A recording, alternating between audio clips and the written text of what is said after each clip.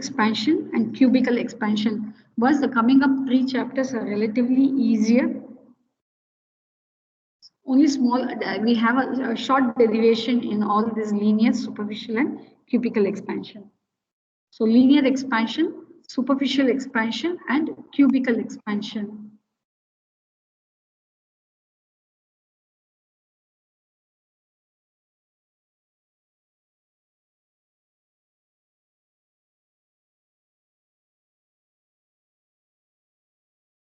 So we'll go for the linear expansion. Now what is linear expansion? Increase in length of any solid on heating is called linear expansion. Now let us take a metal in the form of a metallic wire or a metallic rod of length L1. Let the initial temperature be equal to T1. So L1 is the original length and T1 is your initial temperature. So initial temperature of the metal is T1. Now you're going to supply heat energy so that the metal rod expands and the final length be equal to L2. And the final temperature is T2. So just you can make a note of it. What is linear expansion? It is increase in length of any solid on heating is called linear expansion. So if you cannot write this statement, you can just write L1 original length, L2 final length, T1 initial temperature, T2 final temperature. So delta L, which is equal to change in length. Change in length, that is equal to L2 minus L1.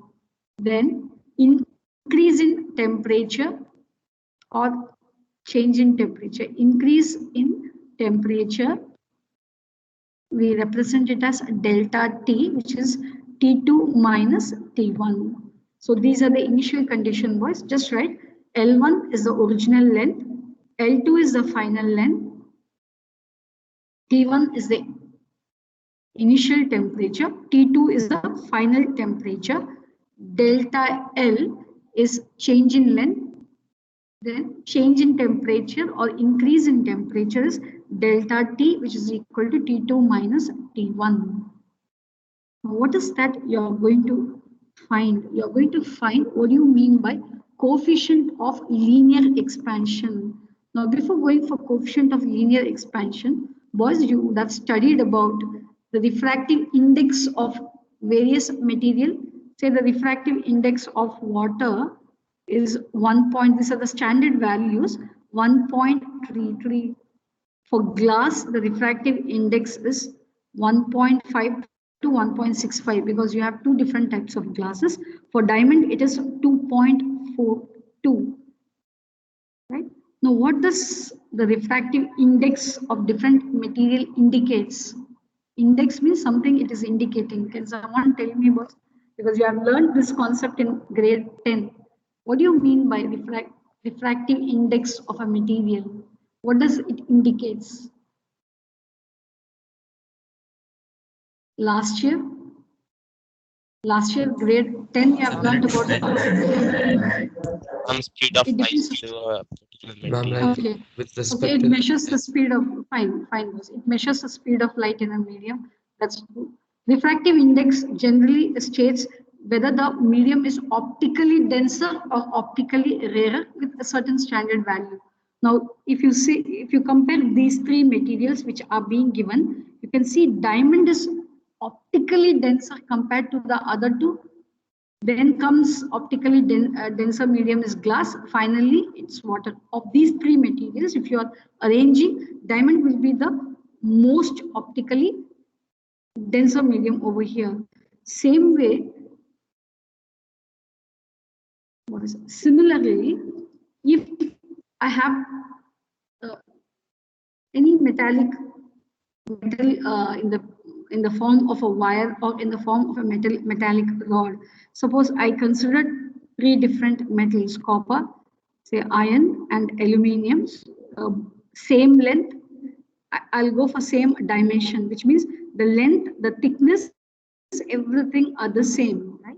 So, let it be a cylindrical one, copper, iron, aluminium, all have same dimension, same length, same thickness, and then you're heating all the three metallic rods, right? Supplying the same amount of heat energy for the same time. You say from room temperature, you're heating to a temperature of 30 degrees centigrade. So the temperature to the heat energy what you supply is the same. The time for which you supply the heat energy, all external conditions are the same. Do all the these metallic rod expand to the same extent? Are these wires or these material undergo expansion? Which one will undergo more expansion? Is it C? Is it copper? Aluminum? Okay. I'm just asking. It's copper or aluminium, boys? Is it copper or aluminium? Okay, there are two types of conductivity. Aluminium, fine. There are two types of conductivity. One is electrical conductivity, the other one is thermal conductivity. What is that we are talking about? We are talking about thermal conductivity. So which one will get heated up fast?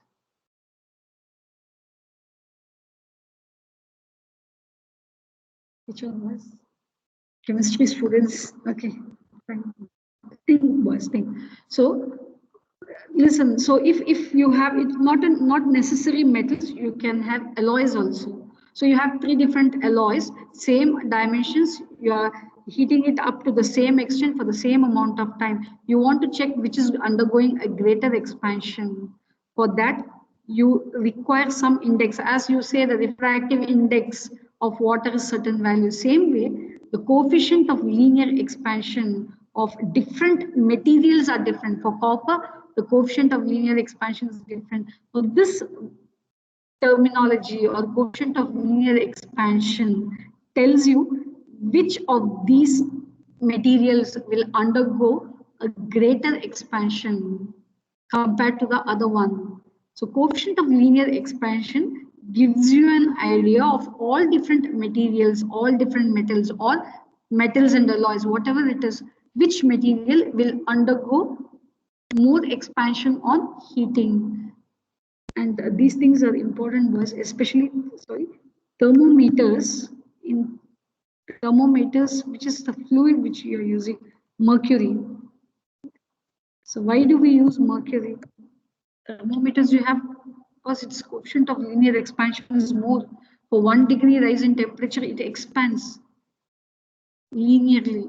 So this is a very important factor, coefficient of linear expansion. Coefficient of expansion or linear expansion means your material is going to expand linearly.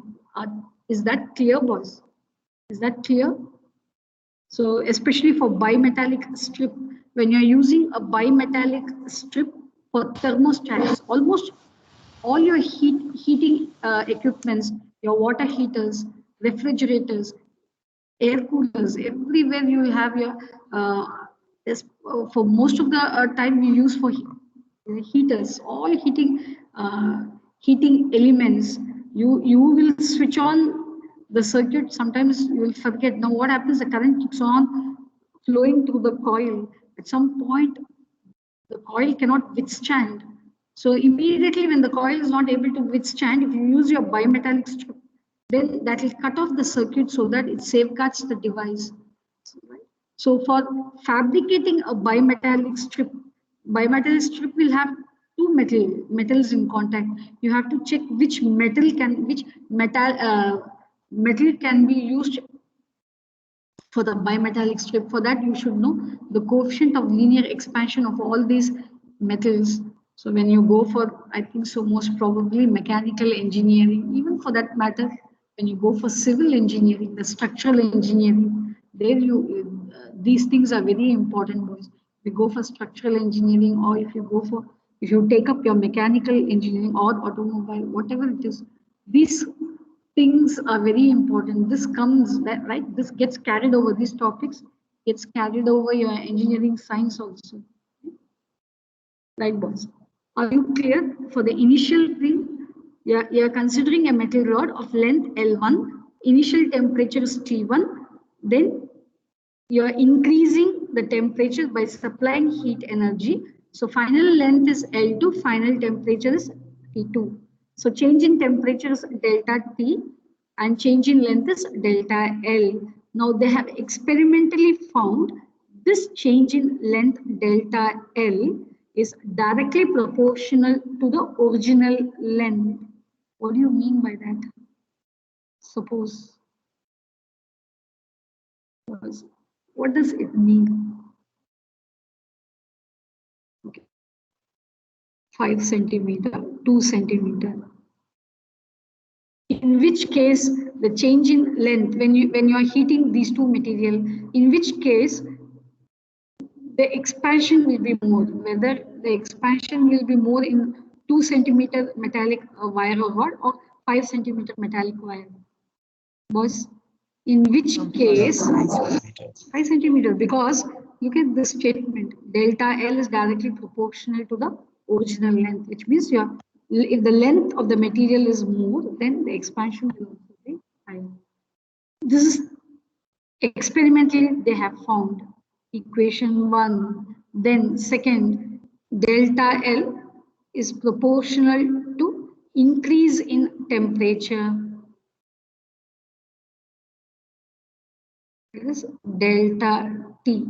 So mark this as equation 2. Two things they have experimentally found. One is the change in length is directly proportional to the original length. Second one, the change in length is directly proportional to increase in temperature, which means if the temperature difference is higher, then the material will undergo a greater expansion. So let us combine equation 1 and 2. I can write delta L is directly proportional to L1 into delta T. Is that fine, boys?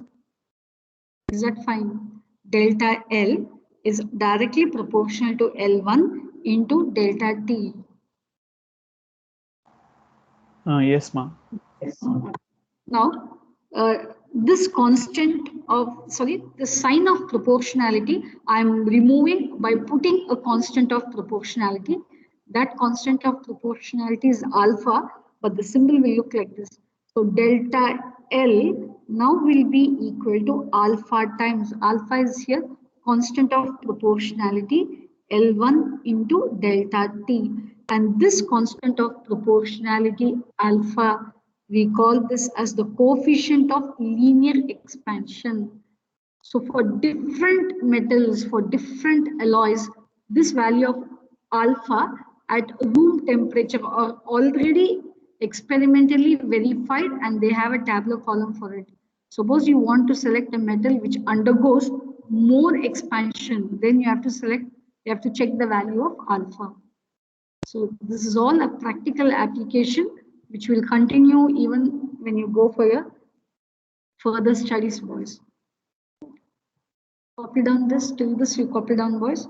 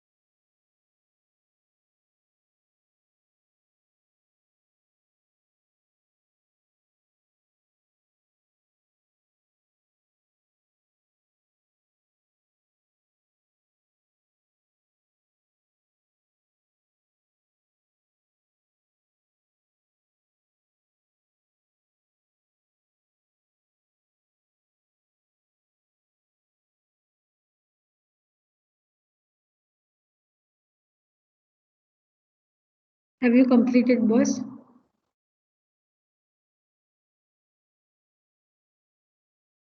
11B, last period, I do understand, but have you completed?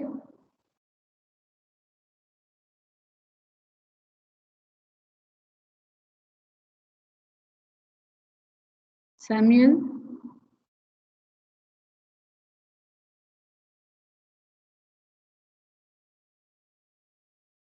Yes, ma'am. Okay. Shall I go for the next slide? Yes, ma'am. So now you're going to define, before that, what was the previous one? So it was alpha was equal to L1 was, sorry. What was the previous one was? We had delta L was equal to alpha into L1 into delta T. Now, this constant of proportionality, we call this, sorry, was this correct? Sorry,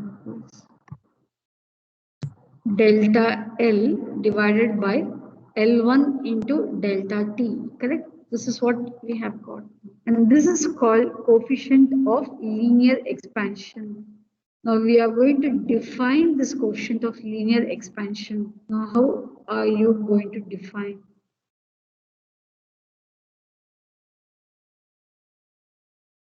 Do you know how you define your force?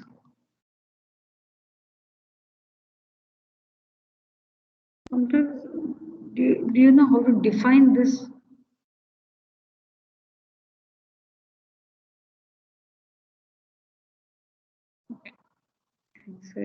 So is it like the product of mass and acceleration? Here what we have to do is, now onwards you should know how to define certain things by giving some initial condition. Look at this expression, boys. Now here, what we'll do is, we'll just make some assumption. Now what is that assumption? If L1 is equal to 1 meter, delta T is equal to 1 degree centigrade. So I think so you would have studied about this. Now how will you define resistivity? How will you define resistivity, boys? When A is equal to 1 meter squared, L is equal to 1 meter, rho becomes equal to R. So then what is resistivity? Resistivity is nothing but the resistance offered by a cube of a material, say of, it can be 1 millimeter squared or whatever, a cube of a material of side length 1 millimeter, area of cross section 1 millimeter squared. This is how you define your resistivity. In grade 10, when you studied about resistivity, now resistivity means what? Specific resistance. Because do you understand this terminology? In grade 10, you have learnt about resistivity. The other name for resistivity is specific resistance. What do you mean by it? A resistance which is specific. Now look at this expression. Rho is equal to R. It is specific resistance. What is specific in it? Right? When, suppose if I have a wire, boys, I'm just going for current electricity.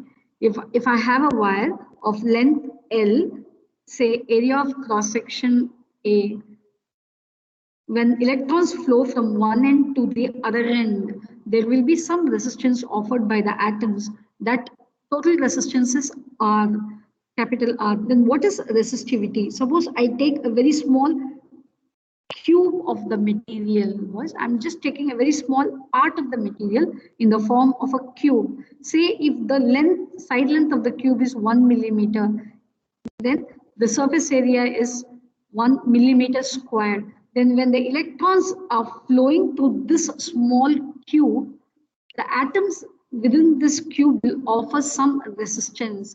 That specific resistance is called resistivity. You should know the difference between resistance and resistivity. This is how we define. Look at the equation, boys. Look at the expression. Rho is equal to RA by L. When you make A unity, when you make L unity, rho becomes equal to R. Same way, even here, boys, I have to define what you call this as coefficient of linear expansion. So what I'm doing is that I'll take the initial condition. When the length of the wire is 1 meter, then the material is heated to 1 degree centigrade, then what is the amount of delta L is nothing but the change in length or the expansion. So alpha becomes equal to delta L. Now you define. Now you can see look at the statement. What is coefficient of linear expansion? Your coefficient of linear expansion is nothing but what is delta L? Increase in length. Are you clear, boys? Boys, last period is tough, but teachers also took Yes, ma'am. concepts in you. So how will I define alpha? Boys, in this expression, I am putting these condition.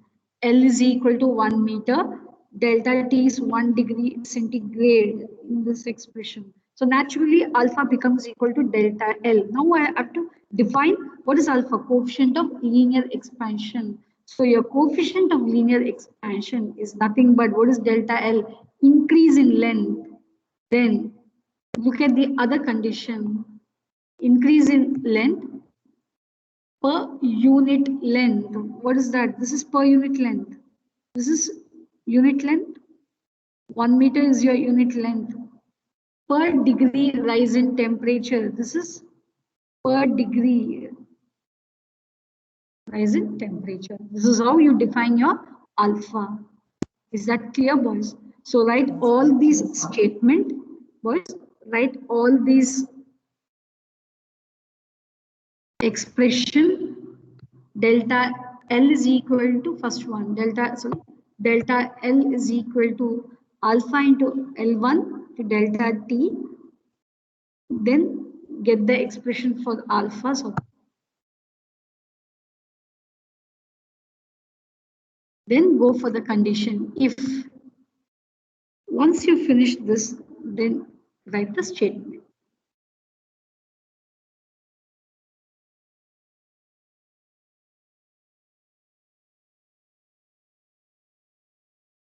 Boys, you need to study all these things. When you go for your higher studies, all what you have learned right now will be applicable.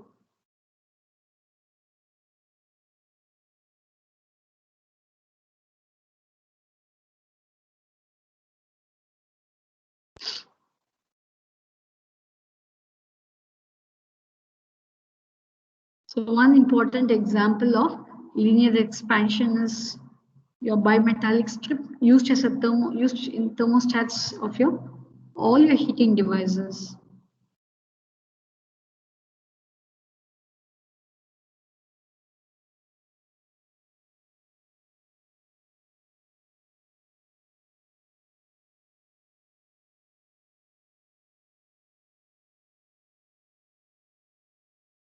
Have you seen last year in laboratory? Have you seen rheostat? I'm just going off the subject. Have you seen rheostat, boys? You have done experiments on current, electricity, Ohm's law. Have you seen your rheostat? Yes, ma'am. Slider one, right? That rheostat, you can have you noticed the dimmer? Light, right? You can change the intensity of the light. Some bulbs are fixed with this knob. We call that as a dimmer. That when you turn the knob, the intensity of the light can change, right? Now these are made up of your rheostat. We call this as, actually it is potentiometer. Anyway, later on, grade 12 we'll be studying about potentiometer. A rheostat, a variable resistor. A rheostat is a variable resistor. You know what is a variable resistor? You know what is a variable resistor? You know standard resistors, boys. Have you seen carbon resistor? Yeah, carbon resistors. We use carbon resistors in all your electrical gadgets. If you can see your electrical gadgets, you'll be having different color coded resistors like this. You can see the ring like structure, orange, green, yellow, red. These are resistors. The one which we use in lab is different. We use wire resistors over there. These are carbon resistors. But they have a fixed value all these resistors have a fixed value. So if you want to change the intensity of the current, then the resistance has to change. When the resistance has to change, you have to use a variable resistor. That is why you have a rheostat that changes the resistance and hence the current. Anyway, I'm going out of the topic because you people are not responding to thermal physics. Have you completed this, boys? Yes, Shall ma'am. I? Okay. Next one, superficial expansion. Now, what is superficial expansion? It is increase in Ma'am? area. Yes? Ma'am, I Yes, think boss? the period is over. Okay, okay. Fine, boys. You can leave. Thank you, ma'am. Thank you. Thank you, ma'am.